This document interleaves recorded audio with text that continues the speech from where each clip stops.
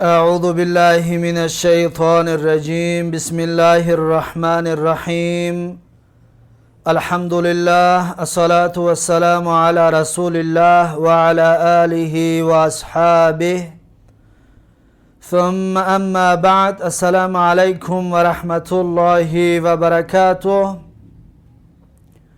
الحمد لله که ما و شما از کتاب تعلیم زبان عربی 47 درس گرفتیم و بنده حالا میخواهم درس 48 را به سمع شما برادران و خواهران تقدیم و پیشنهاد بگردانم.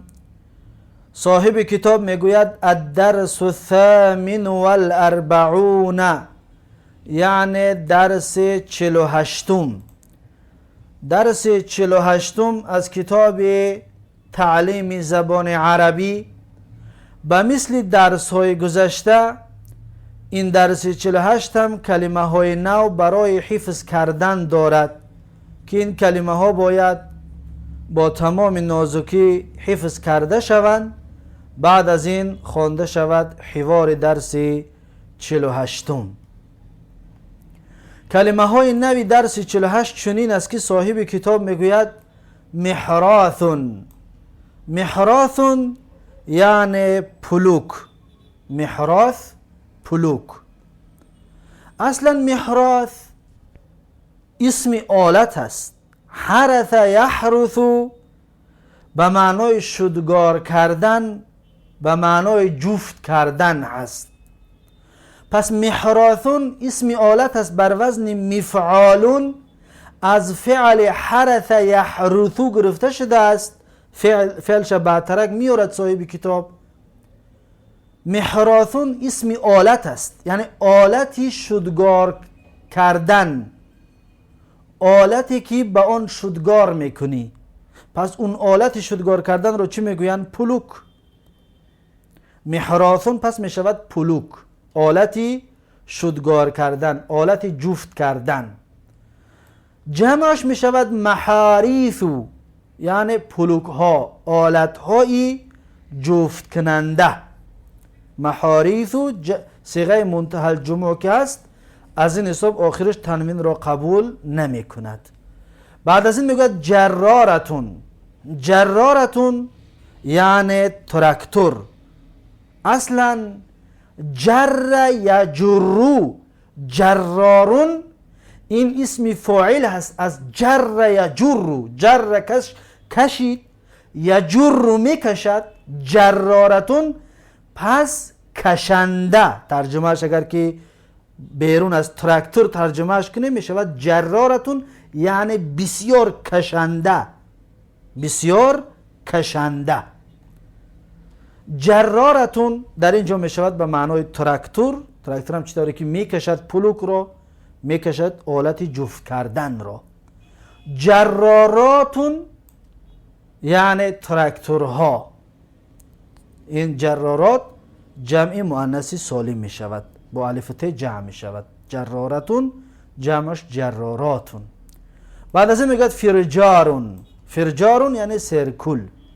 فرجارون سرکل، چیزی که برای خطکشی و برای این چیزها استفاده برده می شود. فرجارون سرکل. بعد از این میگوید جارون. جارون یعنی همسایه. جارون اسم مفرد است، جمعش می شود جیرانون، یعنی همسایه ها. جیرانون همسایه ها، جمع جارون.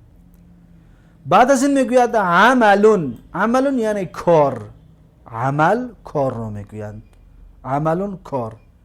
جمعش می شود اعمالون، یعنی کارها. اعمالون معنیش چی است؟ کارها، جمع عمل. بعد از این میگه نشافتون. نشافتون آبچینک، یعنی یک ورقی، یک کاغذی تنک است که گذاشته می شود برای وقتی نوشته میشید به پیشتر با روچکه های رنگ دار، اون کاغذ میمونن تا اینکه همون رنگ او را کشیده بگیرد، تا اینکه در صحیفه دیگری نگذرد. انا همین کاغذی که رنگ رو برای خودش میکشه میگیرد، کاغذ تنک، انا همین رو نامش نشافتون هست به عربی، به تاجیکی آبچینک. بعد از این میگوید نشافاتون. نشافاتون جمع نشافتون هست، آبچینک ها جمع مؤنث سالم. بعد از این میگوید نظافتون. نظافتون یعنی تازگی. نظافتون تازه کردن، پاکیزه کردن. این نظافتون مصدر هست، فعل ماضیش نظفه، ینظف نظافتون. نظفه یعنی تازه شد، ینظف تازه می شود، نظافتون تازه شدن. از بابی پنجمی ثلاثی مجرد است. از 22 بابی صرفی بابی پنجم است، بابی شرف یشرفو است، نظف ینظفو. بعد از این میگوید بسرعتین. بسرعتین زود، تیز ده، بسرعه تیز، سراسیمه، تیز ده. بعد از این میگوید غیر کبیرین، کلان نه. غیر یعنی نه، کبیرون کلان، غیر کبیرین یعنی کلان نه، غیر کبیر یعنی کلان نه. غیر نظیفین، نظیفین یعنی پاک تازه، غیر نظیفین یعنی تازه نه، پاک نه. بعد از این میگوید فکرتون. فکرتون یعنی یک فکر، یک اندیشه، یک ایده، فکره. بعد از این میگوید کل واحدین، هر یک کس. کل واحدین هر یک کس. بعد از این میگوید مسطرتون. مسطرتون یعنی جدول. مسطرتون جدول. مسطرتون همچنین اسمی آلت است بر وزن مفعلتون. از کلمه سطر یسترو گرفتگی. سطر خط کشید، یسترو خط میکشد. مسطرتون آلت خط کشنده، آلتی که با اون خط میکشید، پس اون چی است؟ جدول هست. پس مسطرتون بر وزن مفعلتون اسمی آلت است. مساطرو. مساطرو یعنی جدول ها، آلت های خط کشی. مساطرو آلت های خط کشی. صیغه منتهی الجموع که است از این حساب تنوین رو قبول نکرده است. بعد از این میگوید غیطون. غیطون به مثل حقلون هست، کشزار، زمین کشت. جمعش میشود غیطانون. غیطانون یعنی کشزارها، زمین های کشت، زمین های کشت. بعد از این میگوید والدون. والدون یعنی پدر. والد پدر را میگویند. والدون یعنی پدر. والدتون که باشد مادر میشود، والدون که شد پدر میشود. بعد از این میگوید مهمون. مهمون یعنی ضروری، بسیار مهم، کار مهم، مثلا مسئله مهم، ضروری. بعد از این میگوید آخرون. آخرون یعنی آخر، با تاجیکی همچنین آخر میگیم. اواخر جمع آخرون هست، یعنی آخرها. اواخر آخرها صیغه منتهی الجموع که است، از این حساب آخرش تنوین رو قبول نکرد. بعد از این میگوید وصله. وصله رسید. این یا دلالت میکند که صاد را ما باید کسره کنیم در فعل مضارع. پس وصله رسید و یک مرد در زمان گذشته. فعل مضارعش چی میشود؟ اصل میشود یوصلو، یعنی میرسد. اما عرب ها یوصلو نمیگن، یسیلو میگن، واو حذف میکنن. به خاطر چی؟ به خاطر اونه که واو واقع شد بین یای مفتوحه و کسره تحقیقی. یای مفتوحه، سی کسره تحقیقی، یو سی. پس یا در بین این دو چیز واقع که شد، یا را عرب حذف کرد، میگن یسیلو، واو حذف میکنن. یسیلو یعنی میرسد. و یک مرد در زمان آینده فعل امرش میشود سیل، یعنی برس. سیل برس. بعد از این میگه وصولون. وصول یعنی رسیدن. وصول یعنی رسیدن. پس وصل یصلو از دویم باب ثلاث مجرد است، از باب ضرب یضربو است و این مثال است. این کلمه مثال است، مثال واوی است که با واو شروع شده است.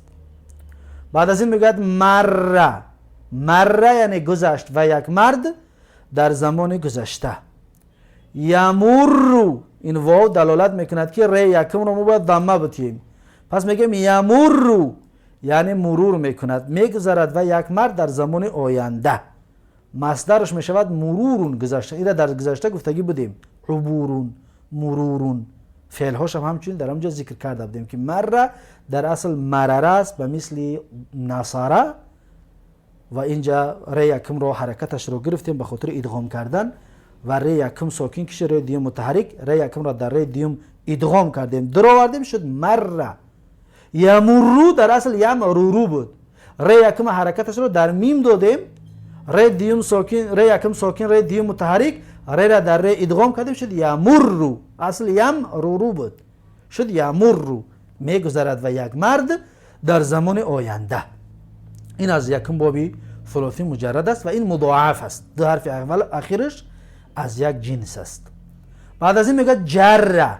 جره یعنی کشید، جره کشید و یک مرد در زمان گذشته. فعل مضارعش یجرو می شود، از این واو معلوم است که از باب یفعلو است. جره یجرو، یجرو می کشد و یک مرد در زمان آینده. اکنون مصدرش می شود جرون. جرون یعنی کشیدن.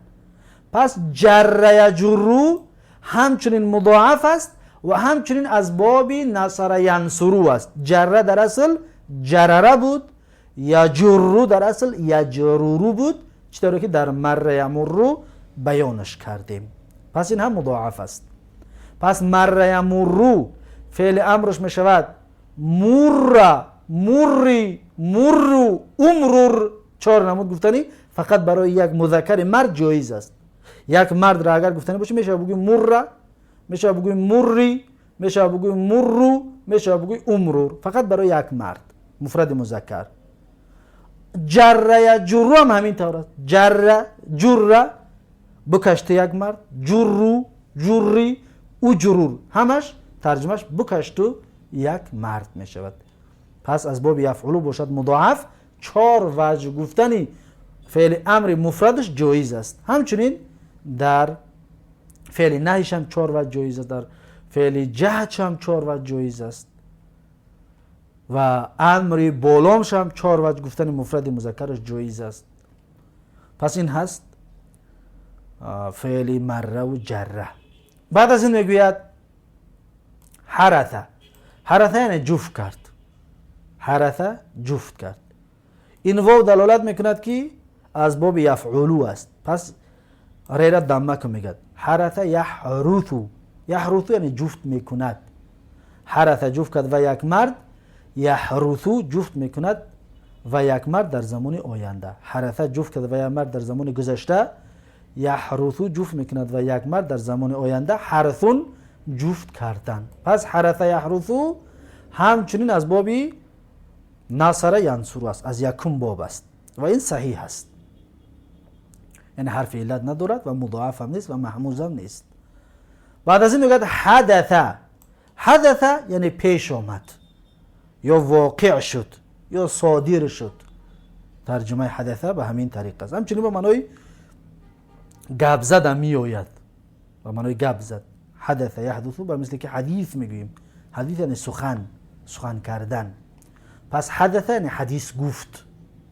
در کتاب حدیث میخونیم حدثنا، یعنی حدیث گفت ما را، سخن گفت ما را. در اونجا به معنای سخن گفت است. اما این حدثه به معنای پیش آمد و به معنای واقع شد، به معنای صادر شد، به همین معنا می آید. در اینجا به معنای پیش آمد یا واقع شد است. در این کتاب صاحب کتاب به همین معنا استفادهش برده است. پس حدثه پیش آمد، واقع شد.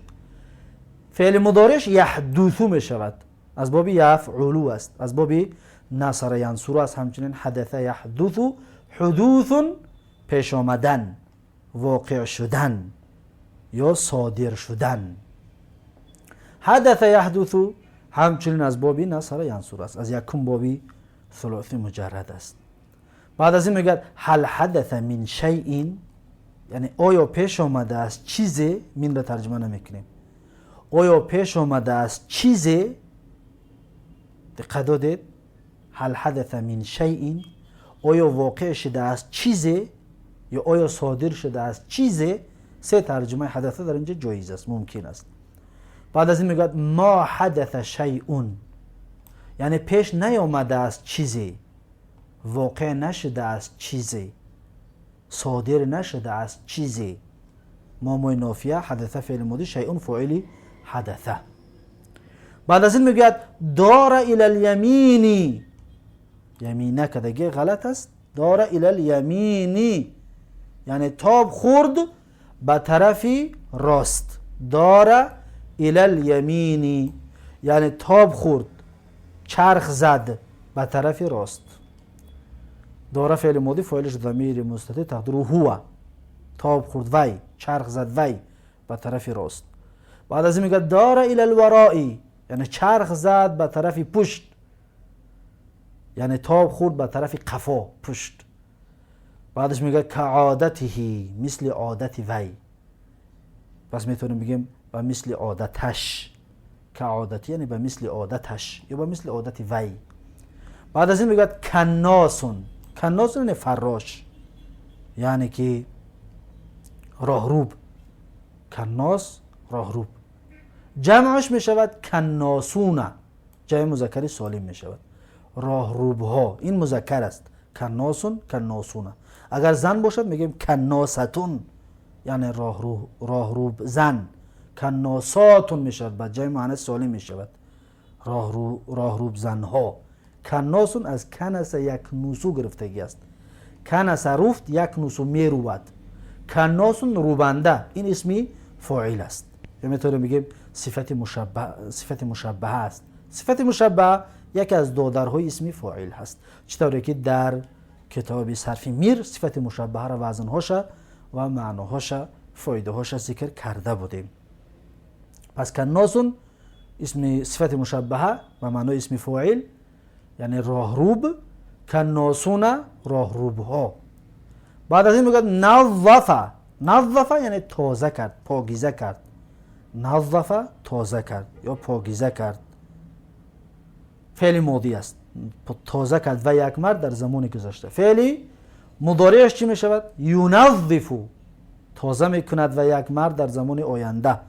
فعل اسم مصدرش میشود تنظیفون یعنی پاکیزه کردن، تازه کردن. پس نظف ینظفو تنظیفا به مثل فرح یفرح تفریحا از 8 بابی 22 بابی صرفی است، یعنی دویم بابی ثلاثی مزید است، اما از 22 بابی صرفی بابی 8 است. از بابی فرح یفرح تفریحا است.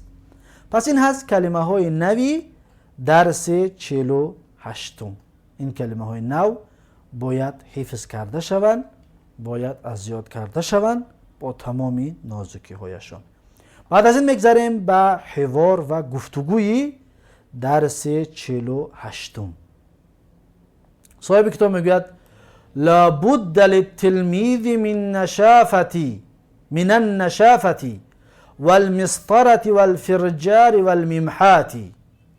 دقت بتید میگد که واجب است برای شاگرد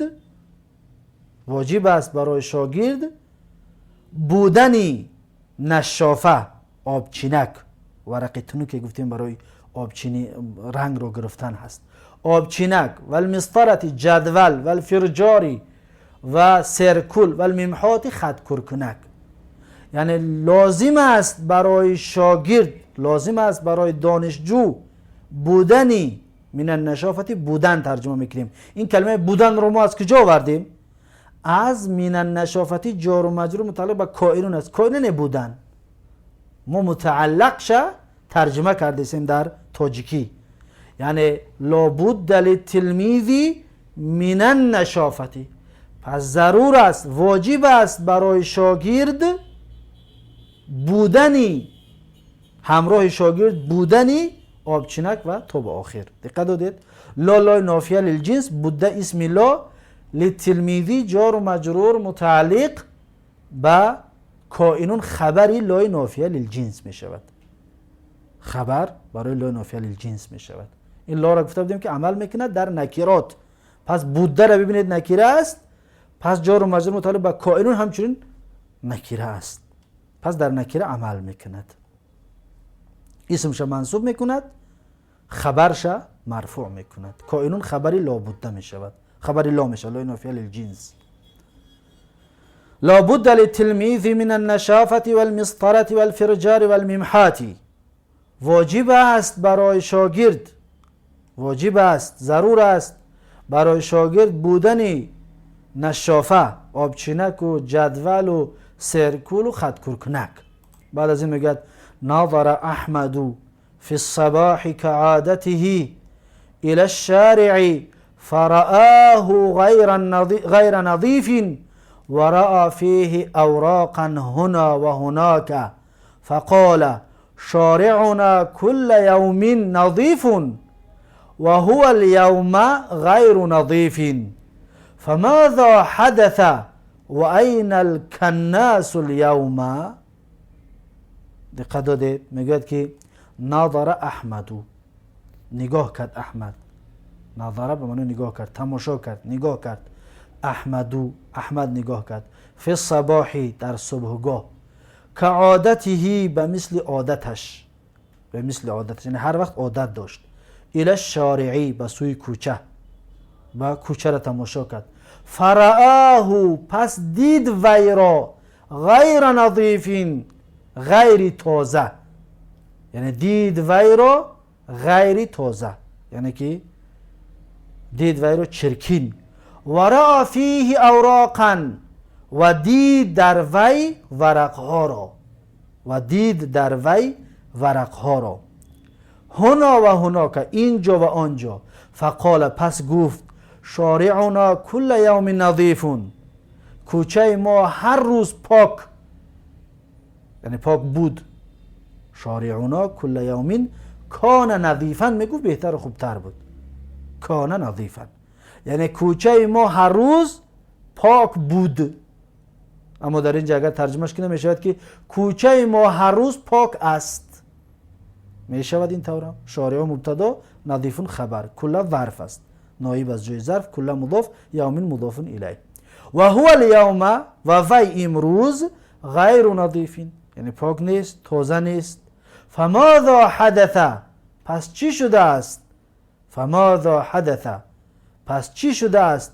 و این پس چی پیش آمده است؟ چی واقع شده است؟ و این الکناس الیوم و در کجاست راهروب امروز؟ و در کجاست راهروب امروز؟ اکنون نظر نگاه کرد، فعل ماضی احمد فاعل نظر، احمد غیر منصرف است، از این حساب تنوین قبول نکرد. فی الصباح جار و مجرور، کعادتی همچنین جار و مجرور. الی الشارعی جار و مجرور. فرآه پس دید وی را غیر نظیفین غیر تازه. فرآ فاعلش ضمیر مستتر هو ضمیر است برمیگردد به شارع. فرآه پس دید کوچه را، فرآه هو ضمیر به شارع برمیگردد، پس دید وی کوچه را غیر نظیفین غیر تازه و غیر پاکیزه. غیره در جمع میتونیم ما حال از شارع بگیریم، حال از هو، حال از این ضمیر بگیریم، زیرا اینکه رأى این دیدن با چشم است، دیدن با چشم دو مفعول نمیگیرد. این هو این ضمیر مفعولش است، این غیره دیگر مفعولی رأى دیشیده نمیتوند. از این حساب رأى را حال از کوچه میگیریم، حال در حال بودن کوچه غیر تازه، یعنی در حالی که کوچه چرکین بود دیدش. و رأى فیه اوراقا و دید در وی ورقها را. رأى فعل ماضی فاعلش ضمیر مستتر هو، فیه در وی یعنی هی این ضمیر باز برمیگردد به شارع، در همون کوچه. اوراقا اوراقا مفعول به رأى هست، از این حساب منصوب است. دید در وی کوچه ورقها را، اوراقا ورقها را. هنا و هناک اینجا و آنجا، اینو هر ظرف هستند، اینجا و آنجا. فقال پس گفت، فاعلش ضمیر مستتر تقدیر هو برمیگردد به احمد، پس گفت احمد شارعنا کوچه ما، شارع مبتدا نا مضاف الیه.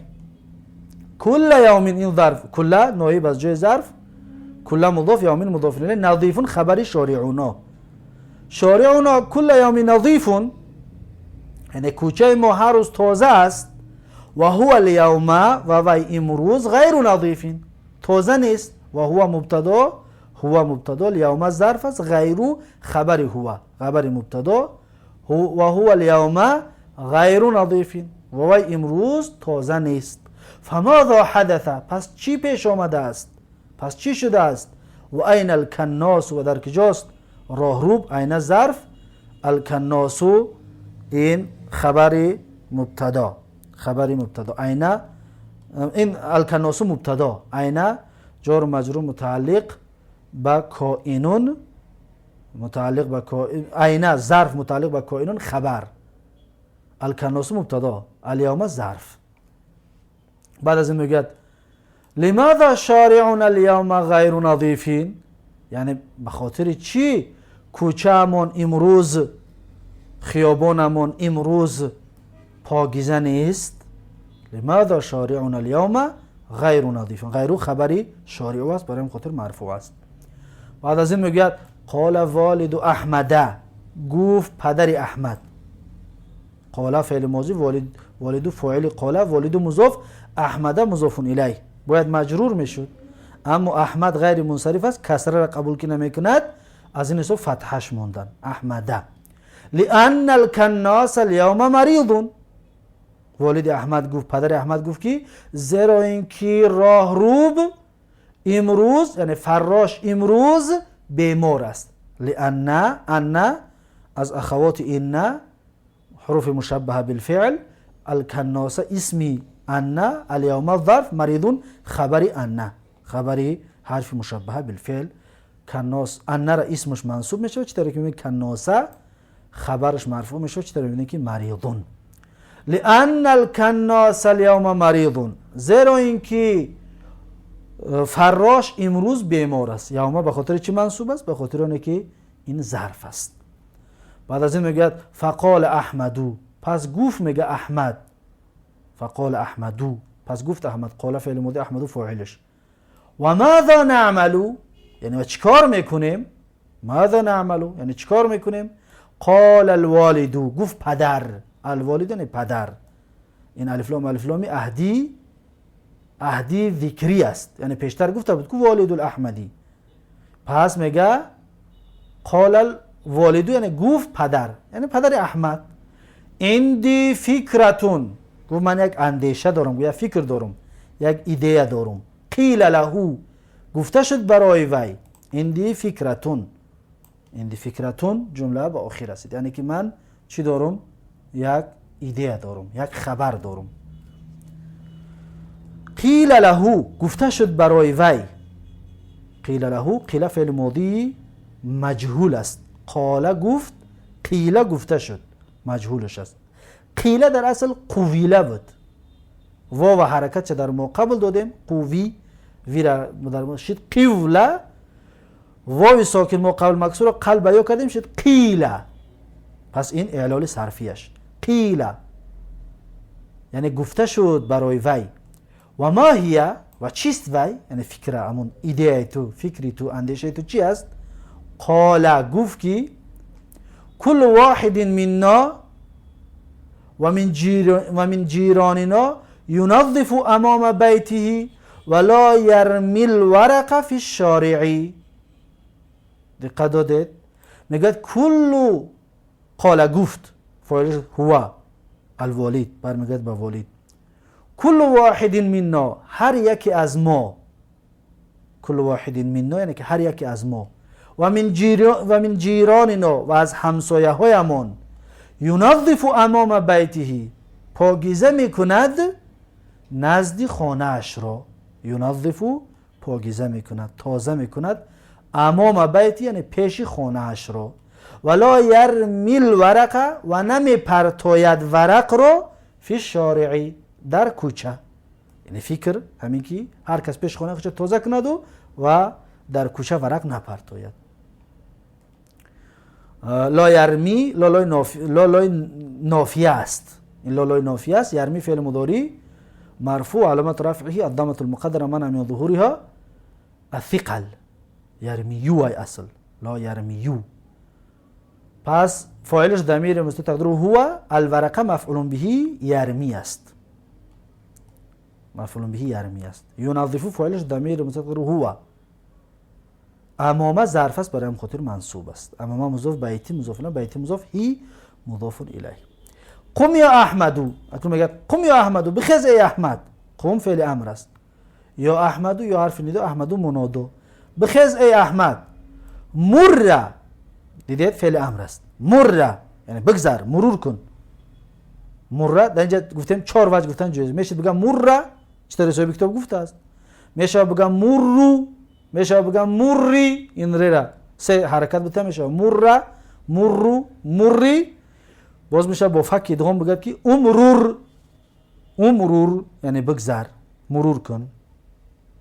پس میگه مر علی جیراننا و قل لهم هذه الفكرة ثم قال والد احمد النظافة مهمة وعمل الكناس مهم والنظافة من الاسلام. میگه که مر علی جیراننا یعنی مرور کن، گذر کن بر همسایه هایمان. و قل لهم و بگو برای ویها هذه الفكرة، انا همین فکر رو، همین ایده را بگو. ثم قال والد احمد، پس گفت پدر احمد. پس گفت پدر احمد. اینجا سخن به آخر رسید، یعنی قل لهم هذه الفكرة، بگو برای ویها این فکر رو. خلاص شد این سخن. بعد میگه ثم قال والد احمد، بعد گفت پدر احمد. قال فعل ماضی، والد فاعل قال، والد مضاف، احمد مضاف الیه مجرور و علامت جر الفتح نیابة عن الکسرة. النظافة مهمة یعنی پاکیزگی و تازگی مهم است، ضرور است. و عمل الکناس مهم، و کار راهروبی یعنی کار فراشی مهم است. کار فراش، عمل فراش یعنی کار فراش مهم است. و النظافة من الاسلامی، و پاکیزگی تازگی از اسلام است. یکم النظافة مبتدا، مهمة خبر النظافة. و عمل مبتدا مضاف، الکناس مضاف الیه، مهم خبر عملو، خبر مبتدا. و النظافة باز نظافت مبتدا، من حرف جاره، اسلامی اسم مجرور، جار و مجرور متعلق به کائنون، خبر النظافة. دقت دادید؟ پس این هست اعراب و تحلیل این کلمه ها. بعد از این میگوید کل واحد له عمل مهم و کل الاعمال مهمة، یعنی هر یک کس، کل واحد هر یک کس، له عمل مهم یعنی وی عمل مهم دارد. له یعنی دارد، وی عمل مهم، عمل مهمه. هر یک کس عمل مهم دارد. و کل الاعمال مهمة، همه عمل ها مهم هستند. همه عمل ها، همه کارها مهم هستند. بعدش میگوید الجرارة تجر المحراث و تحرث الارض، یعنی که تراکتور میکشد پلوک را، آلت جفتکنی را. تراکتور میکشد پلوک را و تحرث جفت میکند الارض زمین را. الجرارة تجر المحراث، تراکتور میکشد پلوک را و تحرث الارض و جفت میکند زمین را. اخذ ابی، پس در میگیم اخذ ابیل، زیرا که بعدش ساکن است، دو ساکن بر در زبان اصل این طور است. ببینید ابی یا ساکن دارد، لام ببینید ساکن دارد. پس التقاء ساکنه در زبان عربی جایز نیست. پس یا را ما فتحه میتیم. چی میگیم؟ اخذ ابیل میگیم این طور. اخذ ابیل جرارته، اخذ ابیل جرارته فی الصباح و ذهب بها الى الغیط لیحرثه.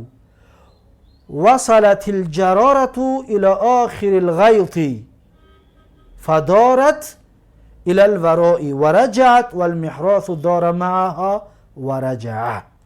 دقت بتید میگوید که اخذ ابی الجرارة یعنی گرفت پدر من تراکتور را. اخذ ابی پدر من، ابیل، اخذ ابی الجرارة گرفت پدر من تراکتور را فی الصباح در صبحگاه. و ذهب بها برد وی را.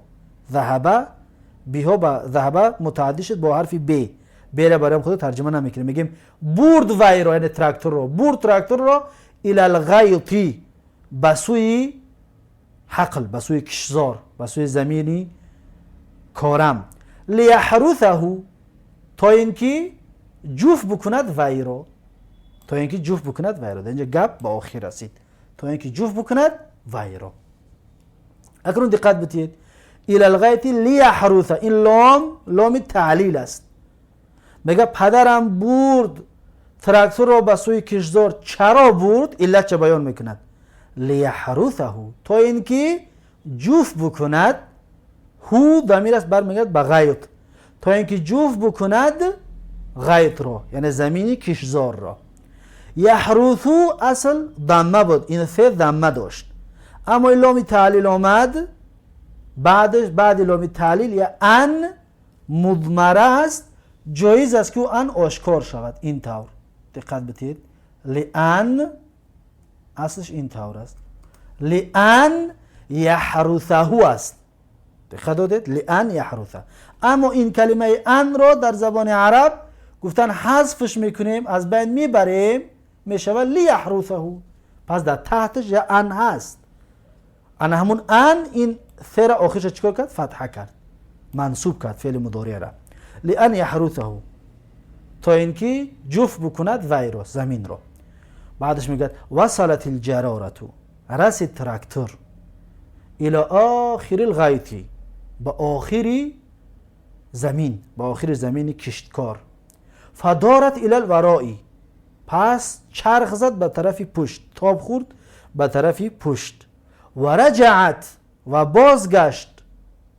و المحراث، و پلوک دار معها، تاب خورد همراه وی. و رجع، و بازگشت. دقت دادید، وصلت، وصل فعل ماضی، الجرارتو فاعل وصلت است، مؤنث که است، از این حساب وصلت تی مؤنث رو آورد. وصلت الجرارتو، وصل فعل ماضی، الجرارتو فاعل وصلت، الی آخر الغیط فدارت، جرارتو مؤنث که است، برای خود دارت میگه، تی مؤنث، دارت ضمیر مستتر هی، فاعلش هی برمیگرد به جراره. الی الورائی، به طرف پشت. و رجعت با ت، چرا؟ زنان که تراکتور الجرارتو مؤنث است. و رجعت هی یعنی الجرارتو، و المحراث و پلوک مبتدا، دار معها، تاب خورد همراه وی. مع همراه، ها ضمیر برمیگرد به جراره، همراه وی یعنی همراه تراکتور، همراه تراکتور میگه تاب خورد. و رجع، و بازگشت. رجع فعل ماضی مذکر است، برای چی؟ به خاطر اینکه محراث مذکر است. در اینجا رجعت مؤنث بود، برای چی؟ برای فاعلش الجرارتو است، مؤنث است، برای هم خاطر مؤنث آمد. اما در اینجا رجع فاعلش المحراثو است، از این حساب رجع مذکر آمد. بعد از این میگه که الجرارتو تحرث الارض بسرعت، یعنی که تراکتور جفت میکند زمین رو تیز ده، زود ده. الجرارتو تحرث الارض، الجرارتو مبتدا، تحرثو جمله فعلی خبر مبتدا در محل رفع. تحرثو فعل مضارع، فاعلش ضمیر مستتر هی برمیگرده به جراره. الارض مفعول به تحرثو، بسرعت یعنی زود ده، تیز ده. دقت دادید، الجرارتو تحرث الارض بسرعت، یعنی تراکتور جفت میکند زمین را تیز ده، زود ده جفتش میکند. پس این هست، یا شدگارش میکند، شدگارش میکند یا جفتش میکند. اما جفت کردن در زبان فارسی اصلا شخم کردن رو میگه، شخم، شخم کرد یعنی شدگار کرد، یعنی جفت کرد. به زبان فارسی، به زبان فارسی جفت رو چی میگن؟ شخمش میگن. پس این هست درس 48 از کتاب تعلیم زبان عربی، و در اینجا درس 48 را به پایان میرسانم. تا درس آینده یکایک شما را به الله تبارک و تعالی میسپارم. هر کجایی که باشید سلامت و موفق و مؤید باشید. السلام علیکم و رحمت الله و برکاته.